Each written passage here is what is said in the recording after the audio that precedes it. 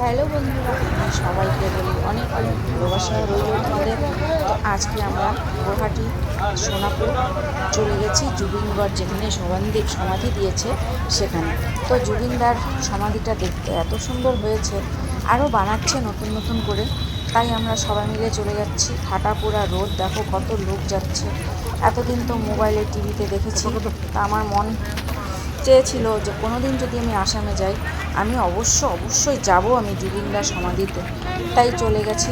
তোমাদের দাদাকে বললাম নিয়ে চলো, এত দূর এসেছি, একবার তো প্লিজ নিয়ে চলো। তো বললো চলো।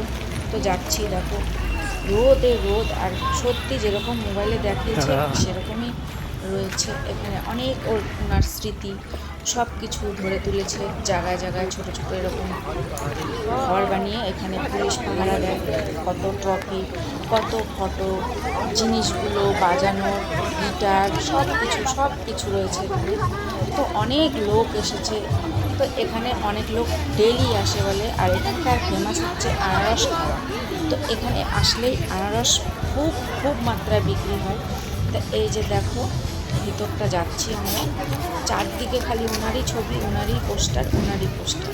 তো এই যে দেখো কি সুন্দর দেখতে। তো ভালো করে তুলতে পারছি না আমি। তো এই যে দেখো, ভিতরে আমি গেলাম না, যেহেতু এত গরম, আমি পাগল হয়ে গেছিলাম গরমে। তাই ওনার এইটুকুন বাইরের থেকে দেখিয়েছি তোমাদেরকে, আর আমিও নিজের চোখে দেখে এসেছি। খুব ভালো জায়গা। তোমরা কে কে আসামে যাবে, অবশ্যই সোনাপুর যাবে আর দেখে আসবে। যে যে জুবিনদাকে ভালোবাসে তারা অবশ্যই যাবে দেখতে। আমি তো গিয়েছি, আমার মনের আশা পূরণ হয়েছে।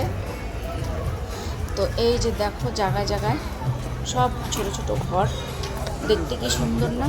তোমরা সামনে নিজে চোখে দেখলেই বুঝতে পারবে যে আমি মিথ্যা বলছি না, সত্যি বলছি। তো টাটা।